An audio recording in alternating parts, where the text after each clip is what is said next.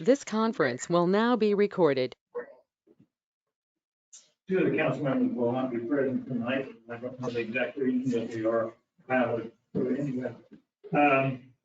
First item on the agenda would be consider approval of the consent agenda items, approval of the minutes from the October 11th meeting, and the statement of bill paid in the amount of $260,221.73.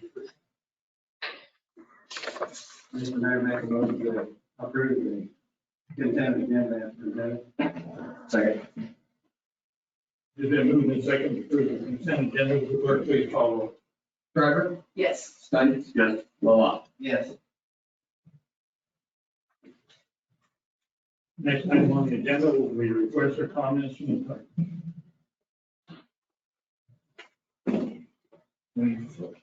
Go to the podium right here. State your name and address, and you have 3 minutes. Rick Bailey, 10109 Steel Road. And I haven't been to the meeting for a while, and I was just wondering if there's any progress made on quiet zone for Edwardsville and the train track.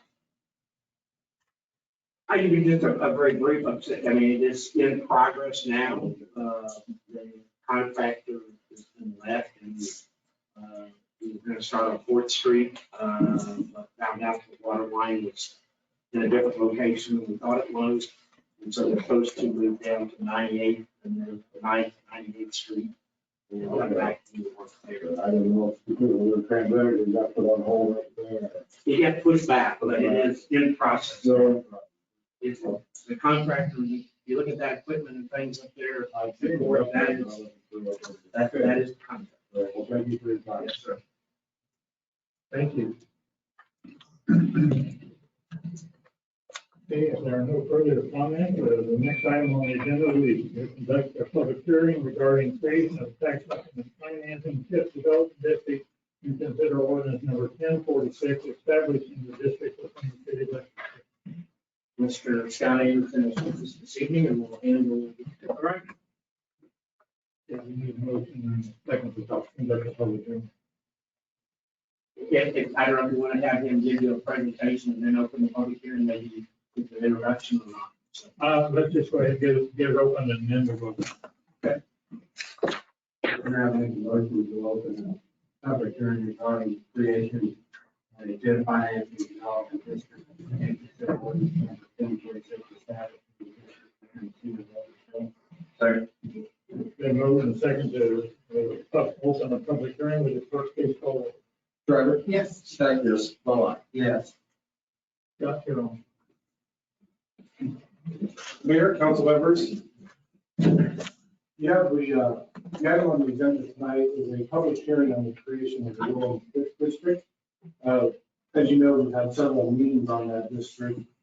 The public hearing is on, the TIF district actually covers 5 parcels on Woodland Road, 91, 33, 34, 50, 92, 47, and 9301.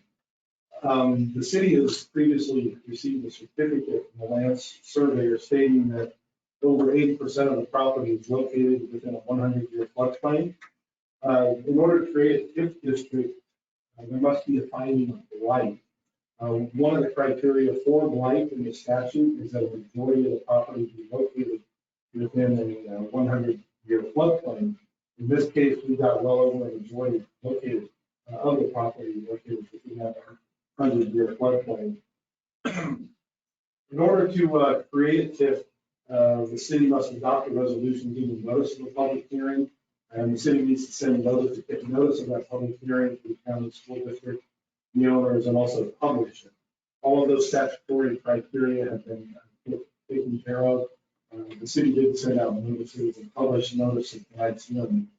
If the TIF district is created, it does not approve any specific project. It simply starts the time for the TIF, meaning that money would accrue in the city's, any incremental property taxes come in from those 5 parcels of land would accrue in a TIF fund that can be held by the city. However, before that money is used, the city would need to approve a TIF project plan with respect to one of those 5 parcels. I point out that there is no project plan that's been approved yet. That would be something I think the city can consider at a later date upon application. from an owner of one of these five parcels. I have, at this time, I would suggest you open the public hearing and take any comments. David, now the public hearing now is now open. Is there anyone present that wishes to make a comment regarding this item? If there isn't, now it's open up to the council to ask questions. Scott, on the TIF district being created, I just want to make sure that we're all clear on it. We're creating the district. We're not creating a plan, so the clock doesn't start on the 20-year clock until the actual TIF plan is presented. That is absolutely correct. Thank you. Which that basically means the city is not out any money on this, from my onset. That is correct. No money. Any increment between now and when a plan is approved will sit in the city's TIF fund until such time that a plan is approved. And the plan would be brought for us. Yes.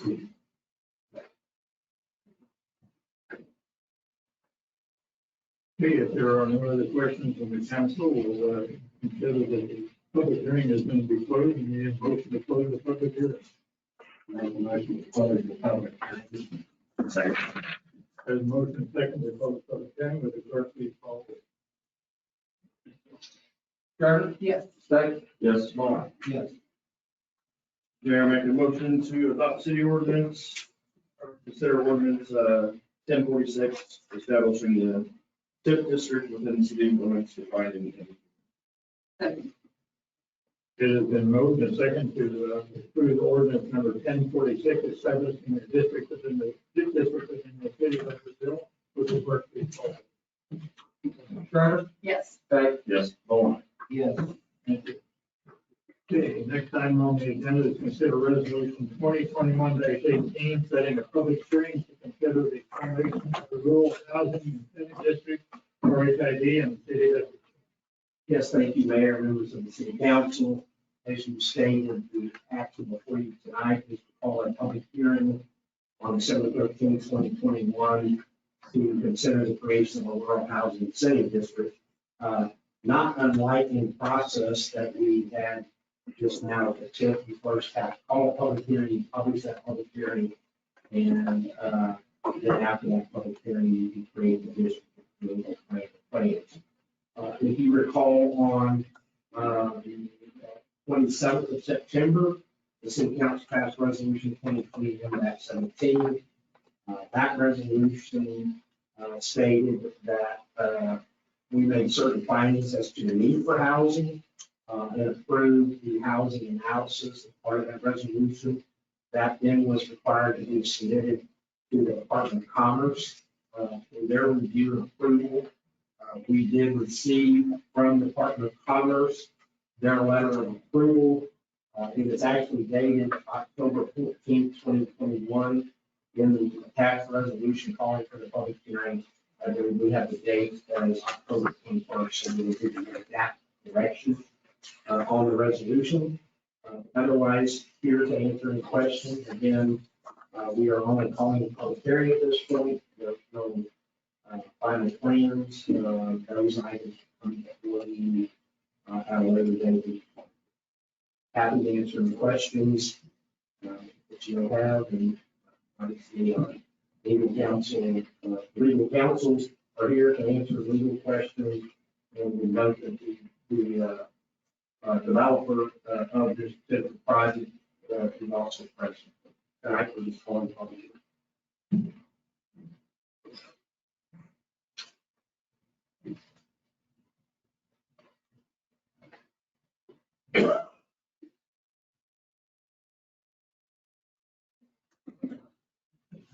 I think with the discussion we had in the last meeting about this project, I would like to go ahead and make a motion to approve resolution number 2021-18, calling a public hearing on December 13th, 2021, regarding the creation of the rural housing incentive.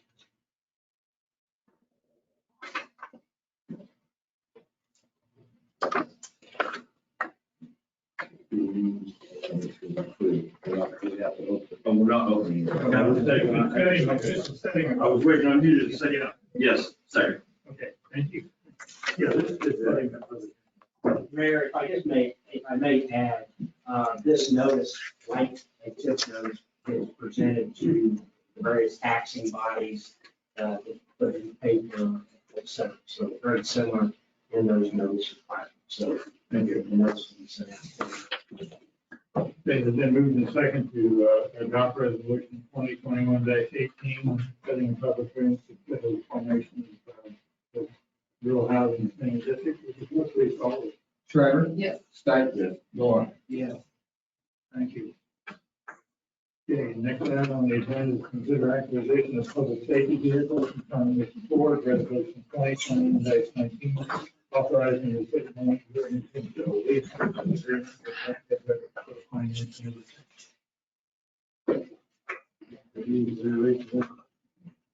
Mr. Mayor, Council, you have some, the memorandum before you, in which the staff recommends authorizing the city manager to purchase two 2022 police Ford utility vehicles from China Ford, and to enter into a lease purchase agreement with NBH Bank, which is Bank Midwest, for the financing of those vehicles.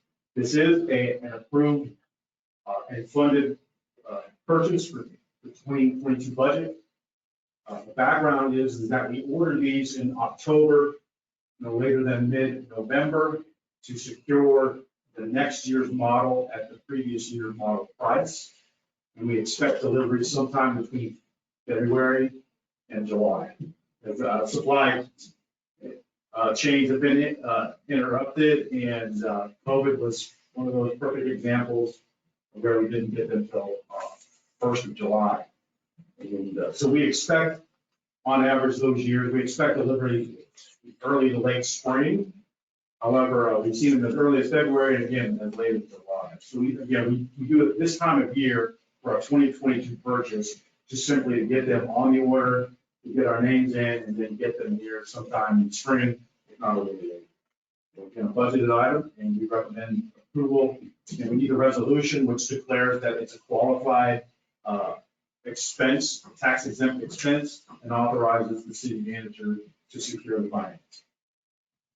What is the life expectancy on the vehicles that we have? And I'll say this because I know that we are asked, I believe I'm not the only one, that many people drive by and they say, good grief, it looks like we got a police car lot behind the city hall. And I think that we should answer that, so we know why we have so many, or what are we doing with them, and what's the plan for used cars in the future? Yeah, and I think the question is not why do we have so many, why do we have the number that we have, is really the question. And the answer, again, this is not a unique question over the years, and the explanations have been documented, and we sent out this information on, it's dated September 2nd, but about mid-September, well, this is the 2nd, I believe that's when Mike Webb sent the documentation, 3 or 4 pages memorandum that explains all of this, so you have that you can reference back to, and we've done that a few times over the years. But essentially, we have a fiduciary policy that was adopted in this room in 2008, as I presented a number of strategies that fixed the kind of the garbage that we had back in the day. And so moving forward, it was about, number one, cash flow, and we saved money by replacing the vehicles in a responsible, effective, and efficient manner year after year. So in a sense, I think Mr. Webb mentioned it some time ago, that we turn over the entire fleet within 6 years. And I mentioned just previously that the supply chain interruptions have required us to hold over our vehicles even longer. But essentially, we have administrative vehicles, we have detective vehicles, and we have patrol vehicles. The only added patrol vehicle that we had was the K-9 because it's a specialty vehicle. It has doors that pop open and some heating and cooling necessities for the K-9. So that was a vehicle. And one of the strategies we employed when we held that back from a new vehicle purchase instead of having the overhead that particular year. But in a sense, we've adopted this cycle of replacing these vehicles because the old vehicles with high mileage actually cost more money than if we held them back, and we can prove that. In 2008 and 9, by surprise, we were sent a bill from the unified government who had been servicing our vehicles.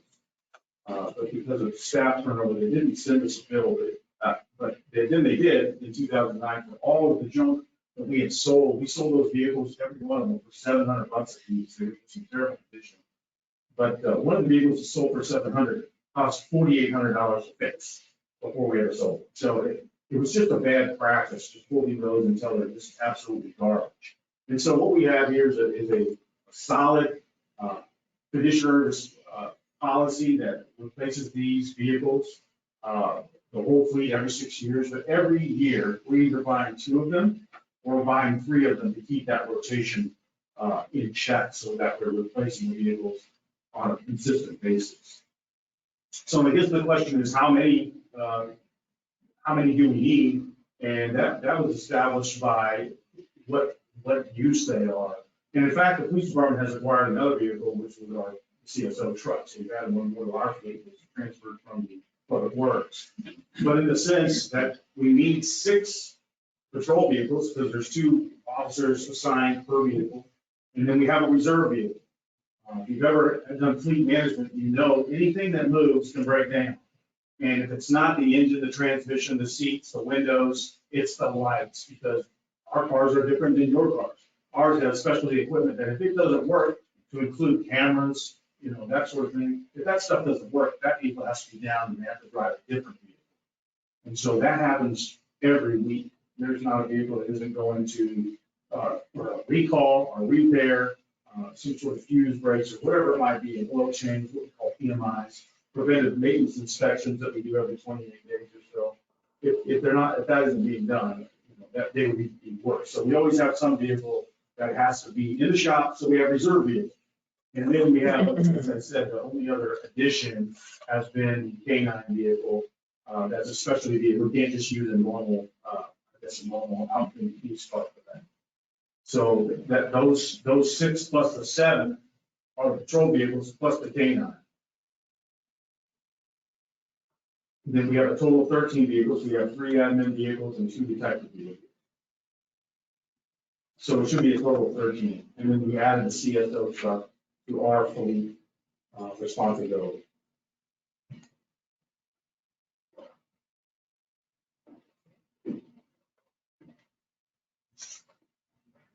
Long way to answer, but did we get to the point maybe of what we were looking for? Or, again, I would this was sent to you PDF around mid-ish, early September. Mike Webb, I think we mentioned it right before one of these meetings, in the last couple of them, so you should have them. And it has a lot of detail that would help kind of explain the origination of the rotation, what we've been doing, and how it kind of all works. So I guess what I was kind of hoping to hear is we have 2 that have 200,000 miles on them and we need to replace them. Well, we don't want, and we're getting rid of 2. well, we don't want them. We have a rotation that is strategic to making sure those vehicles aren't sticking around past 90,000 miles. But as I prefaced, we've had supply issues and we can't get them. So the longer we have them, the more miles we'll have on them. They run about 28,000 miles a year, and that does not include an additional 30,000 miles over their lifetime. Over their life cycle, in that 3.5 years, we'll have them about 30,000 hours. Well, it equates to 30,000 more miles if you include the idle hours of the engine on a police vehicle. And police vehicles are designed to have heavy suspensions, the big alternators, and that sort of thing because of that. But there's a factor that it's 33 miles per idle hour, without a math. So that averages around about 30,000 more miles to add to it that aren't shown under travel miles on a police vehicle. And again, we sold, we routinely sold these around that 80 to 85,000 miles. Particular vehicles recently, because we've had to wait because of supply and outfitting and just delays, those are over 100 some thousand miles a piece. And we sold them in the last 5 years. These were the bids were a lot less for these particular vehicles. Once that 100,000 miles goes around in a police vehicle, you're looking at it to be about 130,000 plus in the miles. They just don't bring, even in a premium used car market, they just don't bring that resale value that they have in the past. So, and what happens is, why we target that 3-year time frame is about the warranty. The powertrain warranty is so important. You know, we had one engine replaced under warranty, but it cost us nearly $8,000. So there's where we have some money savings in addition to when one thing breaks, you know, it kind of leads to the next thing and just starts costing so much money. So our target miles is around that 90,000. We try to hold steady on that. It brings a lot better value at the end, and just the overall wear and tear. It somewhat coincides with the number of years as well as the warranty that we will have in place. Do we have any equipment that's going to be transferred over to these new cars? It just depends. It seems like every time we turn around, they're remaking the models. So some of those just don't correspond. Now what you're talking about is, do we want to put used cages in a new car? You know, that sort of thing. Do the light bars hold up? Or, you know, is there some sort of something happened, manufacturer recall, we have to get a new one anyway? But typically what we try to do is sell the entire car. And the reason we want to do that, it actually brings a little more value. And there's a market out there for those cars outfitted the way they are. The people who bought these last ones and the previous ones were you know, federal security, another municipality, one from Missouri, we got them from Maple Hill, Pleasantville, you know, all over the state, out to Brown County, and out west. So we had them purchased by other municipalities and sheriff's office in the past, and they want them exactly like we market them, which is with all the equipment. And quite frankly, if you start taking the equipment off and it doesn't work for your other vehicle, then you got to piecemeal that out or just store it, because we actually have no storage. There's nowhere to store this stuff. So it's just better to go with the vehicle. Well, I agree that we need to have good equipment. The years that I spent in these cars and drove subpar equipment is frustrating. And that's your home when you're on duty. You spend a lot of time in it. You need good equipment. You need to be comfortable and safe. You get in situations where you're going faster than normal, and you don't want to be able to not safe and handle it right. And I know that you guys are doing what you need to do as far as trying to maximize what we get out of our old vehicles. That being said, I make a motion to authorize the city manager to enter into a lease purchase agreement with Bank of Midwest for financing 2021. It has been moved in second to approve resolution 2021-19. Clerk, please call roll. Thank you, Pete. If I just might note, it can be the one motion, so we are purchasing them from Shawnee Mission Ford, and that is off contract. Okay, do we need to include that in the motion? I think we can just note, I just want to make sure we're clear. So we're acquiring them and then we finance them through the bids that will go out on the finance. Thank you. Clerk, please call roll. Shredder. Yes. Stike. Yes. Hold on. Yes. Thank you. The next item on the agenda is consider recommendation of approval from the Cemetery Parks and Public Spaces Board regarding use of special sales tax funds for vegetation manager at City Park and along Phyllis J. Freeman Memorial Bridge. Mr. Mayor, members of the council, before you now is a recommendation from the CPPS board about the use of special sales tax fund for vegetation control around the creek and the city park. This would use the Goats on the Go company that we've used at the historic cemetery and at Riverfront Park. To give a little bit of background on the financial impact of it, this is an unbudgeted item for fiscal year 2022. However, as we kind of documented in our earlier budget quarterly reports to the group, we are performing pretty stronger than we anticipated in sales and use taxes. Specifically in the special sales tax fund, we're estimating that that's going to come in about $20,000 over budget, more revenue than anticipated.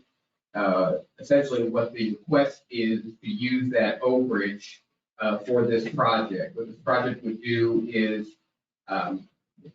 station the goats around 8 acres of the wooded and hilly and rocky areas around the park. Primarily, we're looking at north of Wood End on the east side of Betts Creek, and then the sections of creek area around the park proper.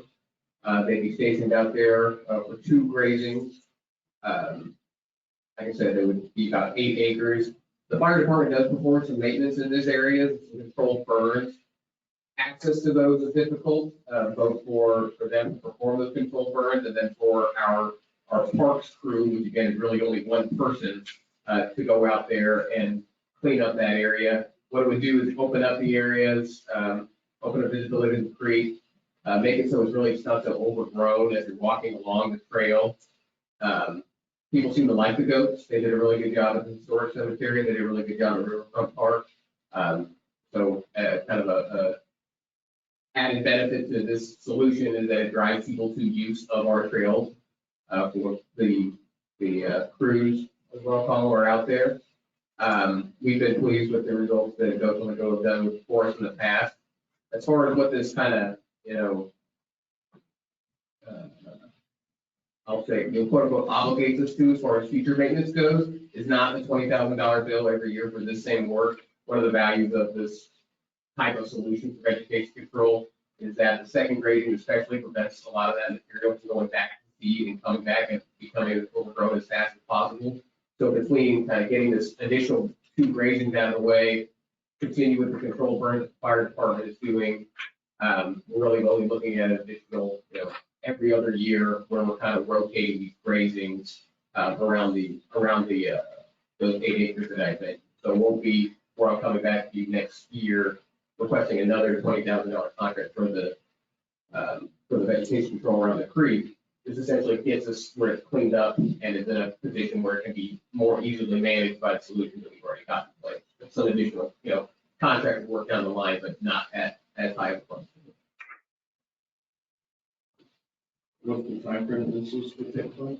So this will take place next year in the for one grading in this early spring and one grading in the fall. One of the reasons I'm asking for it now is because this size of a project, the company is kind of needing to schedule some of the work that they've got coming in. But this size of the project would really monopolize a lot of their time in the spring and for their fall gradings they need to work around their contracts for. The other option, which is not, we've not presented projects utilizing this source of revenue, but the American Rescue Plan Act has funds. Our interpretation of that some of these funds can be used for park maintenance and park projects. We've not really finalized a project request and presentation and review process, but when we do get to that point, if for whatever reason sales taxes take some kind of nosedive in the last quarter of this year, which again, we're not anticipating, but if they were, and this is a project that we could, if we still want to pursue it, we could shift and use those funds for it. The reason that we're asking for you now, for this authorization now, is, like we mentioned, the timing of it. We would need to, let the contractor know about the schedule so they can incorporate that, and to get the specific authorization for use of special sales. When will we know if the ARPA money will be available? I think the ARPA money will be available. It's just a matter of what other projects we want to use that ARPA money for. So if this is not something, if there's other projects to the tune of the $300 some thousand that we've got currently and the $600 some thousand that we will have eventually through ARPA funds, then, we may want to pursue those projects. So, What other, I mean, with this being it's gonna come back, it's reoccurring, I mean, goats are gonna eat, and it's gonna grow back, and, been around enough, livestock and such that it's not totally eliminated. Correct. What piece of equipment, if there is a piece, that we could purchase at $20,000 or less, that we could continue to have and use and do the same thing over the next 10 years for the same $20,000?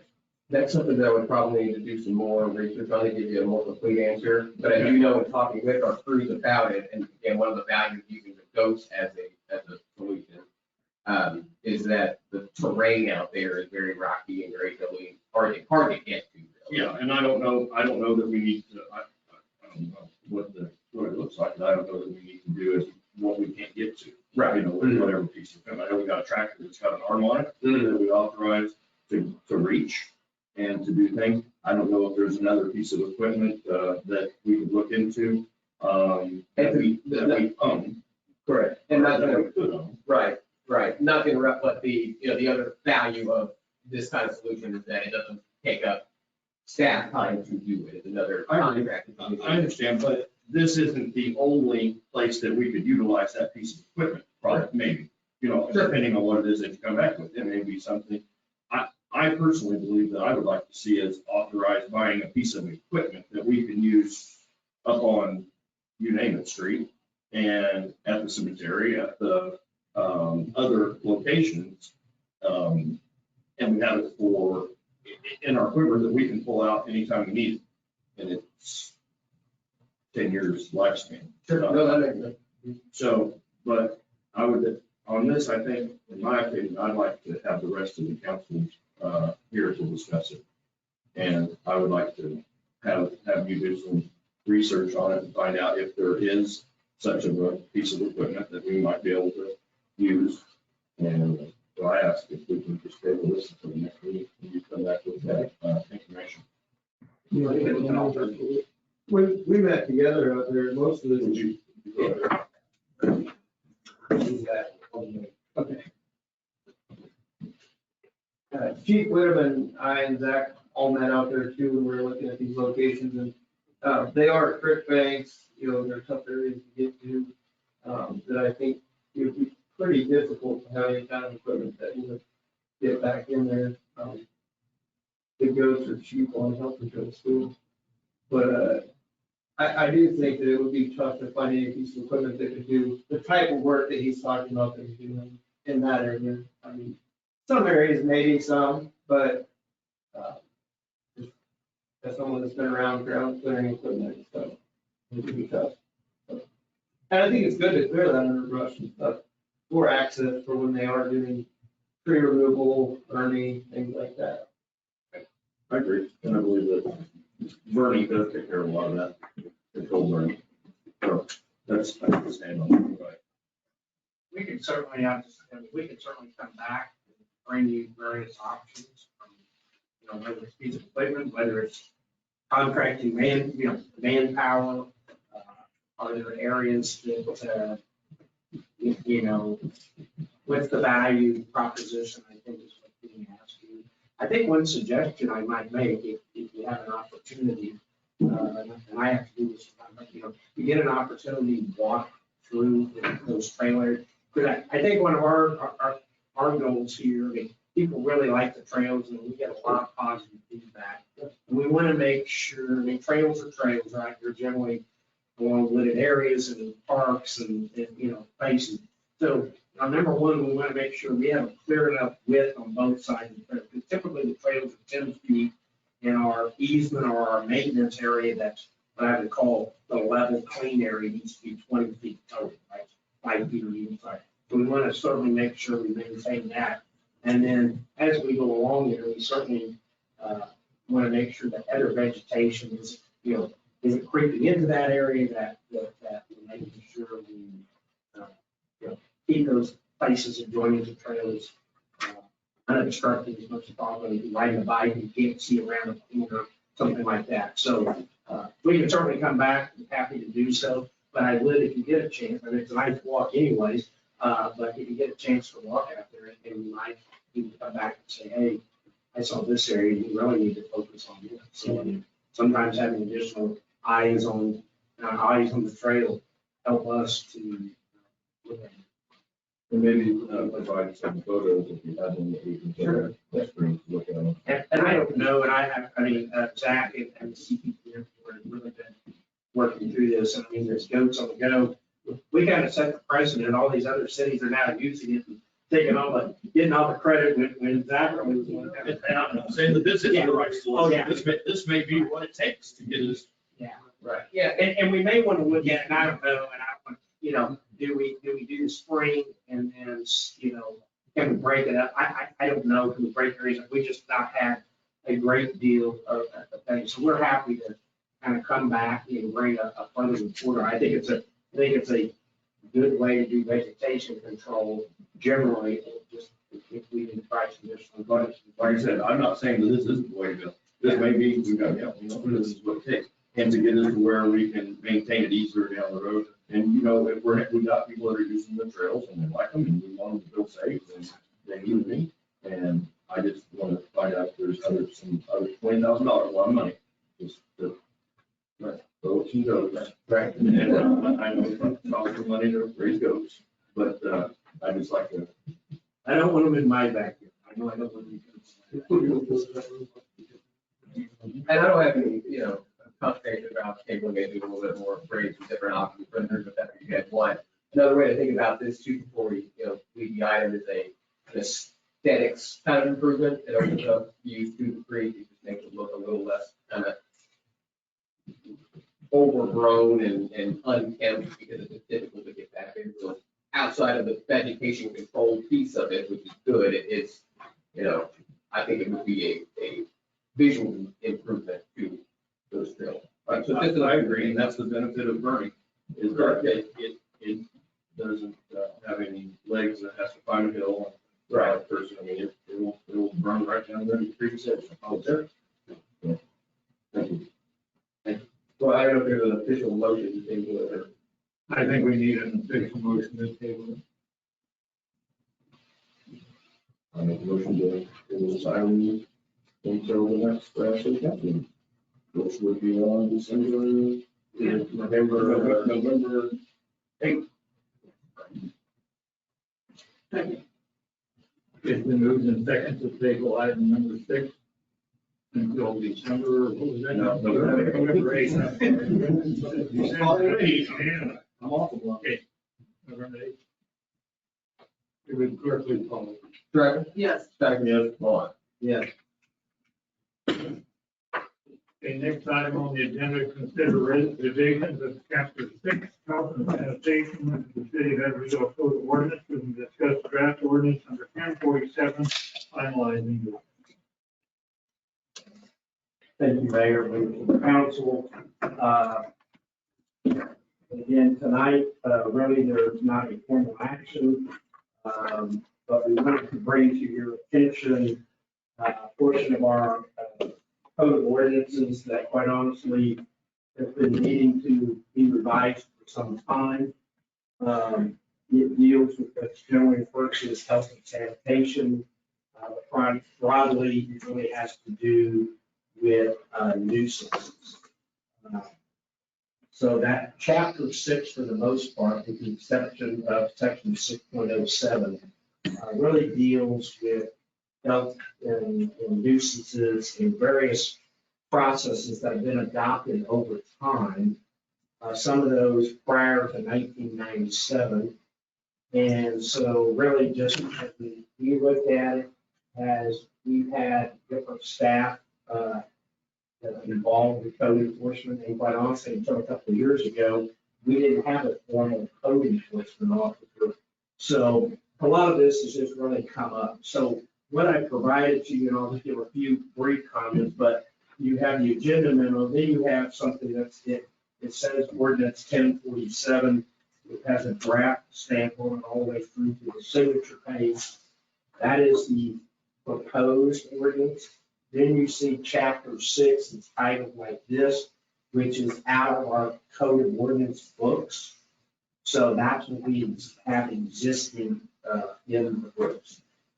So what we want to do is consolidate the processes, get rid of duplication, unnecessary sections, and make it easier within the statute to provide notifications to people, follow-up notifications, et cetera. So, for example, state statute was revised a number of years ago as it relates to high grass and weeds, that you can put certain language into your notice letter, then you only have to provide that once a year. But you have to adopt that by ordinance. We've never adopted that by ordinance. And so those are the kind of things we want to clean up. So the first thing, I don't know if this caught, several people made this question, is the first section, 6.01, has to do with the duties of a health officer.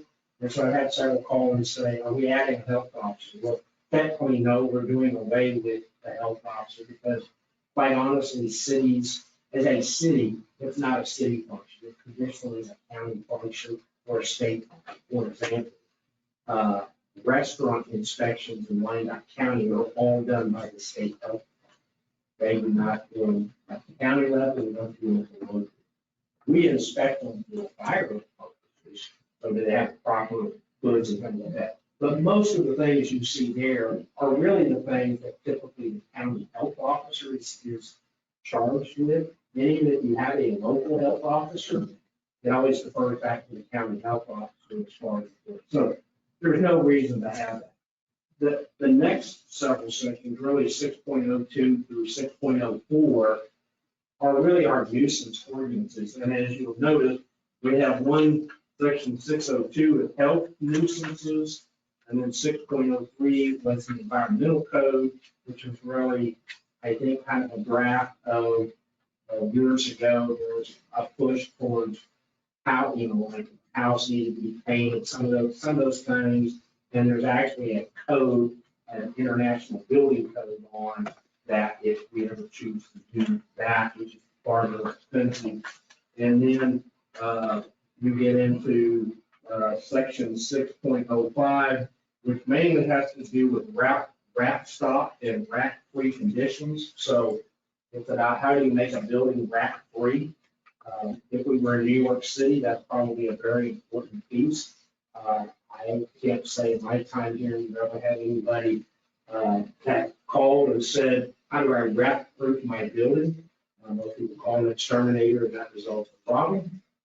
And so there's really not a reason for that section.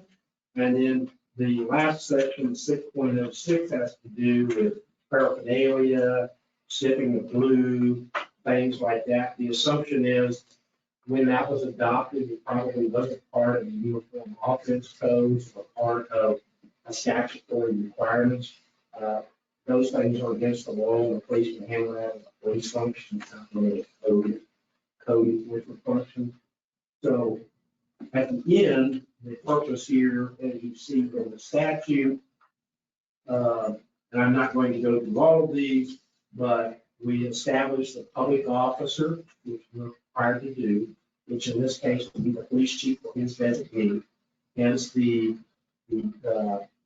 code enforcement, what we call the community service officer, is now assigned in the police department. The change we felt needed to be done some time ago. So they're within the police department.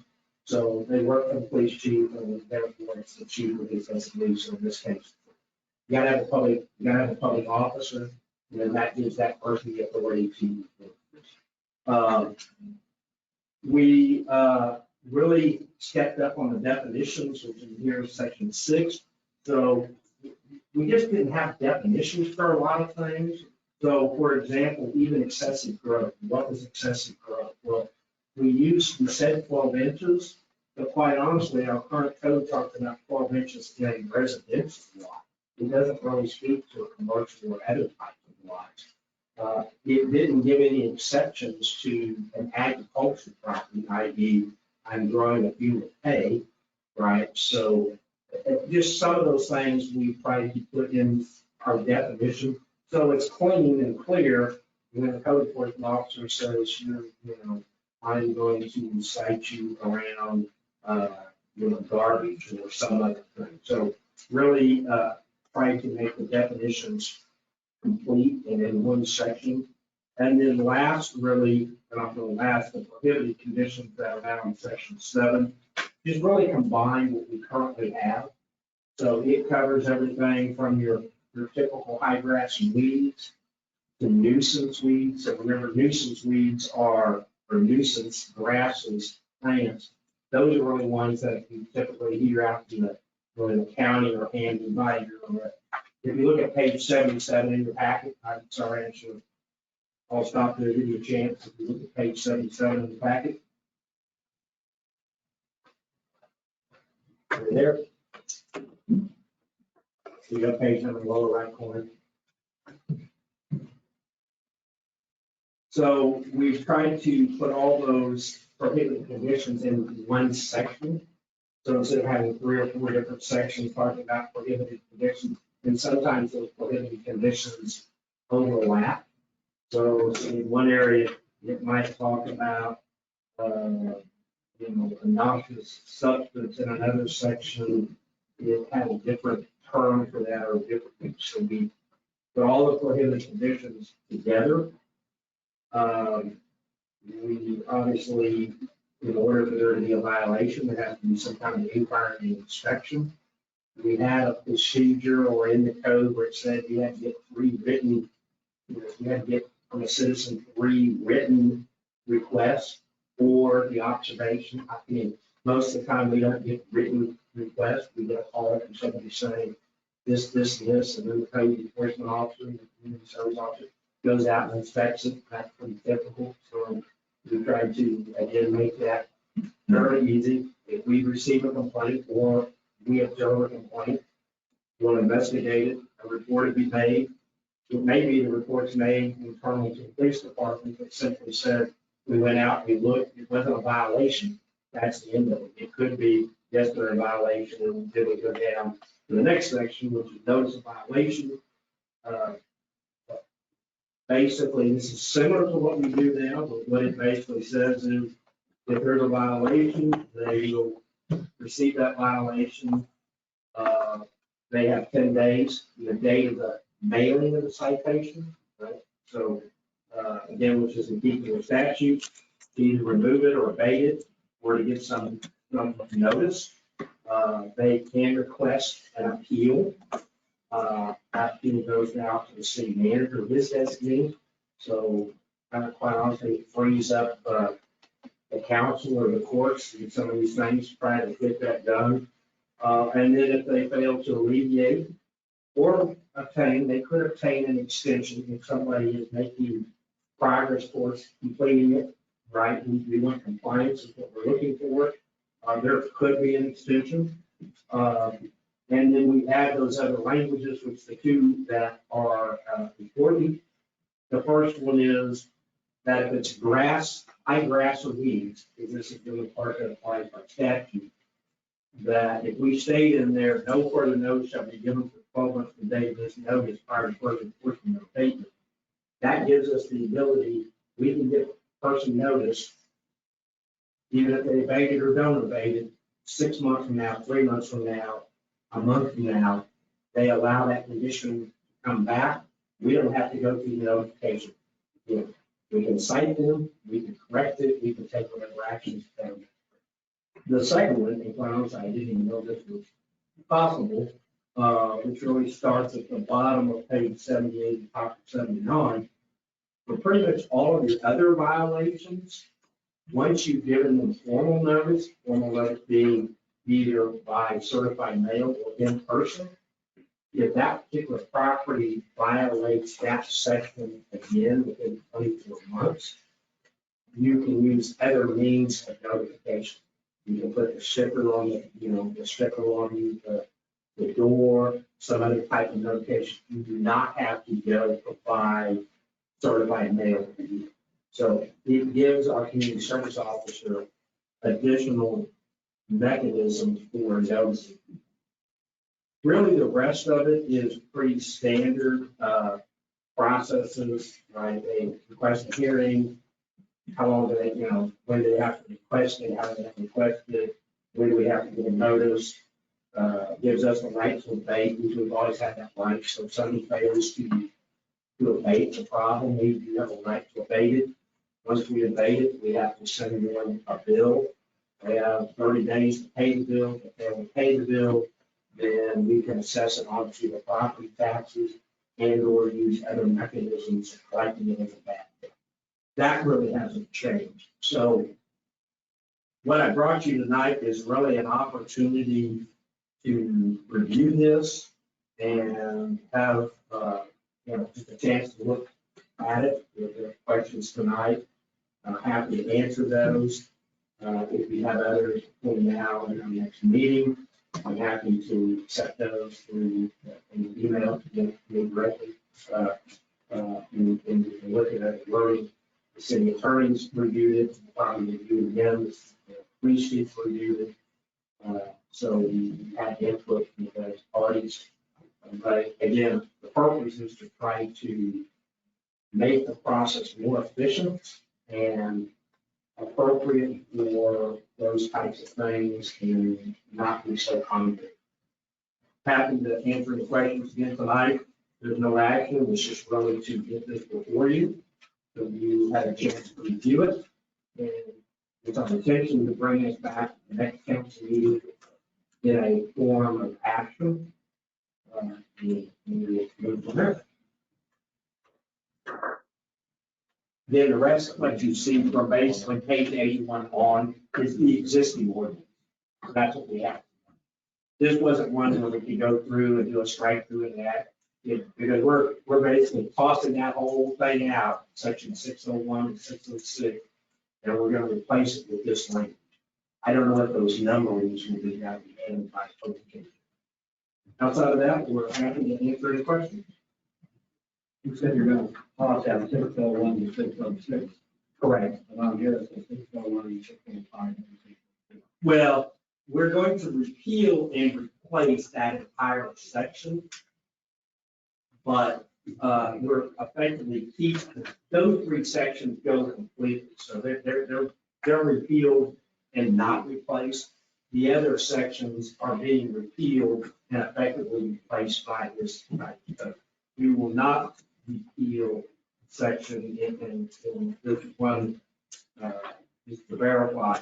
We will not replace section 6.07, which that's really about private ambulance services. And so if an ambulance service wanted to operate in our city, they're required to get the authority of the fire chief. So another ambulance company can't just come in here and start doing business.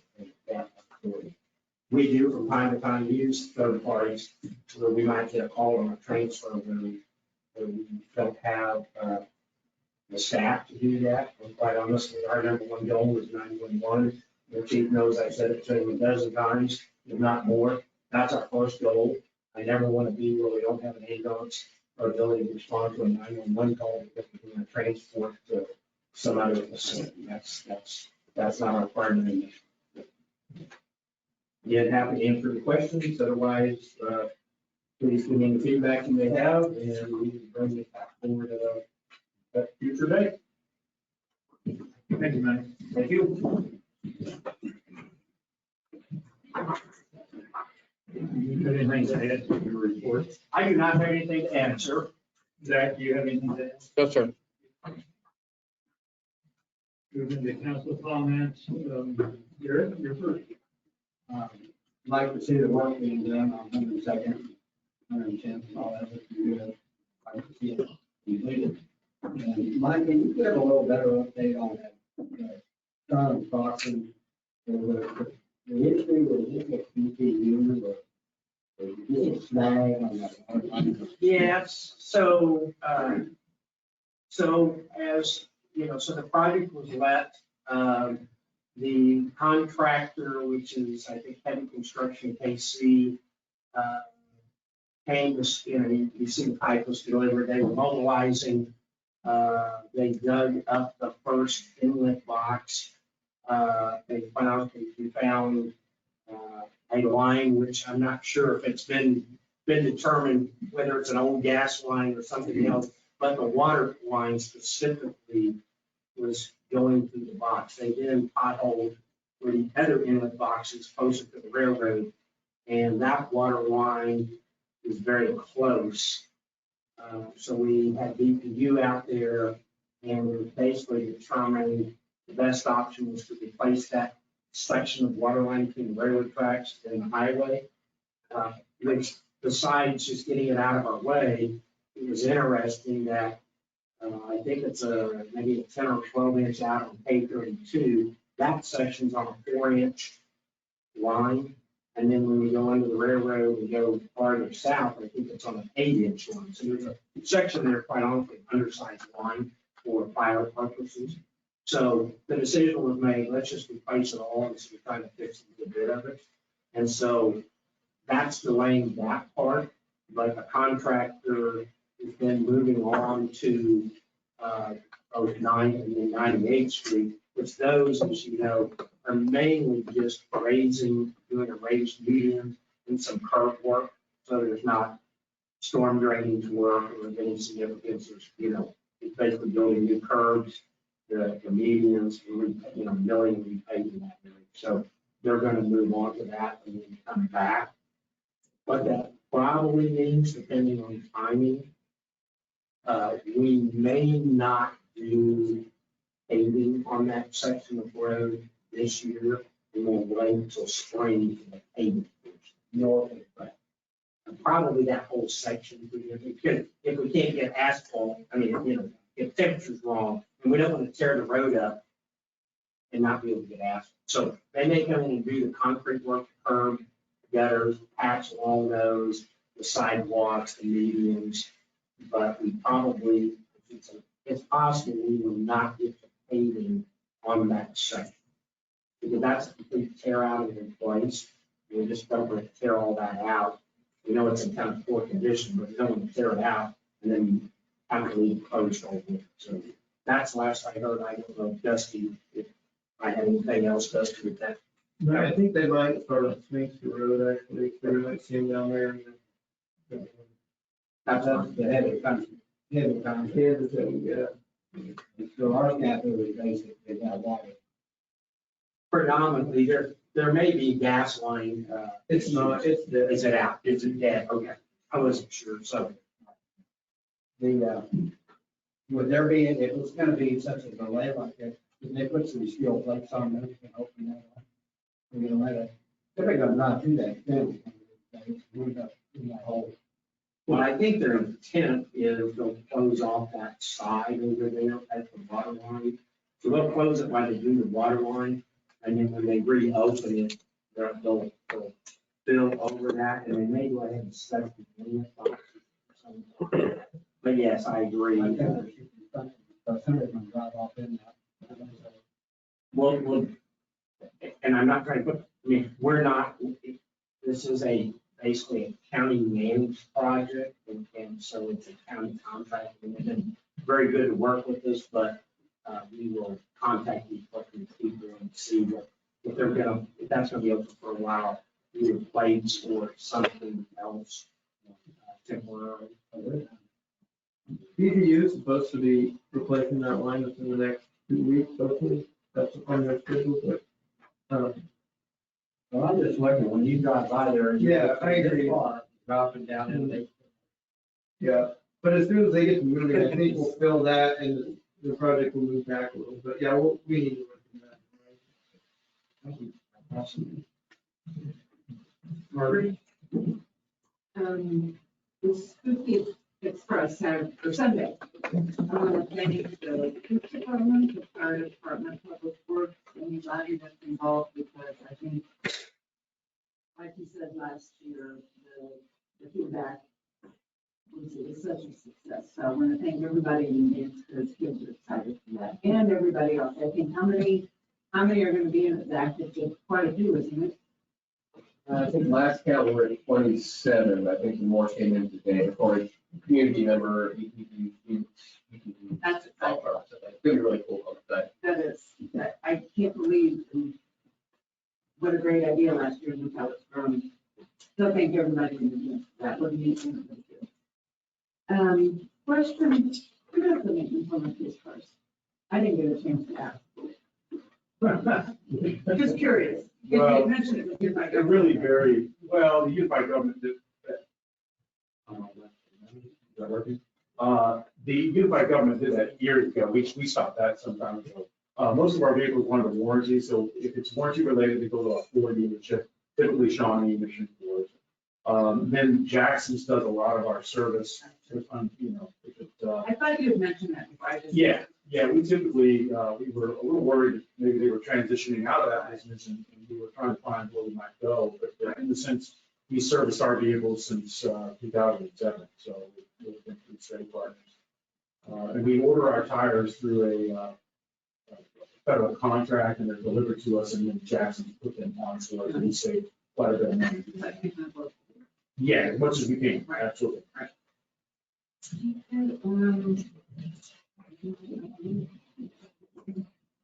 Thank you.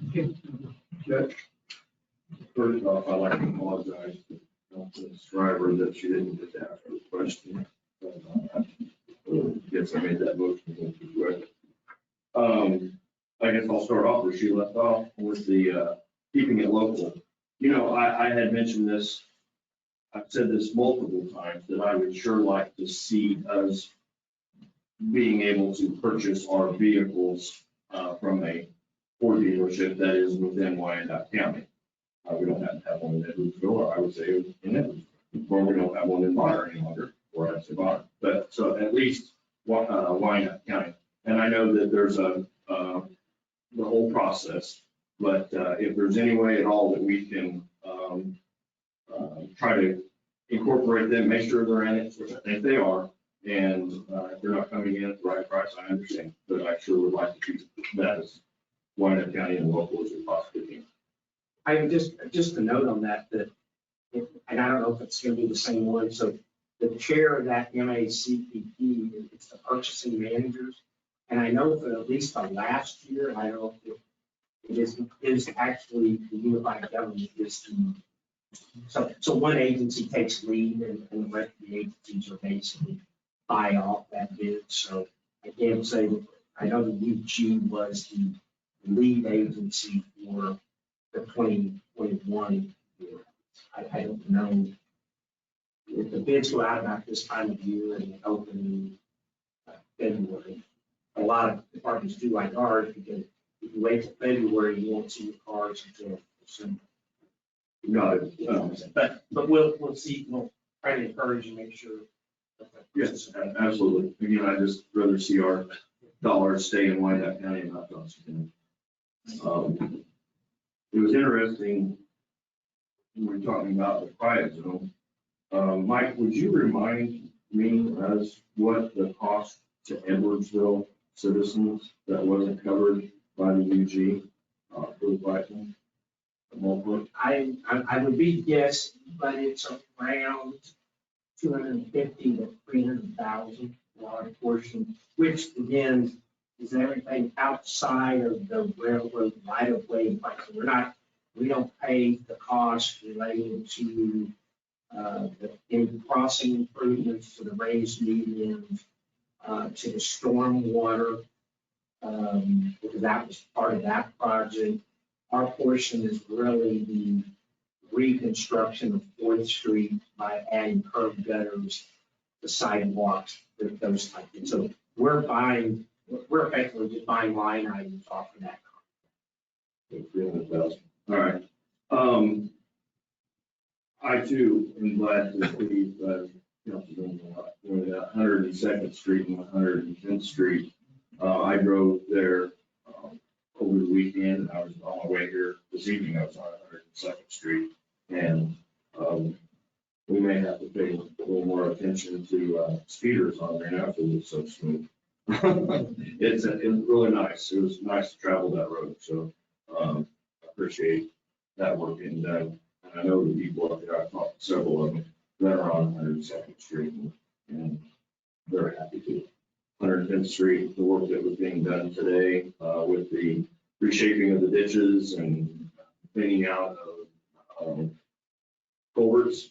And hopefully that will, I know the intention of what that's hopefully gonna do is divert that water so it doesn't cross over and create more issues. So hopefully that works. I thank you guys for doing that.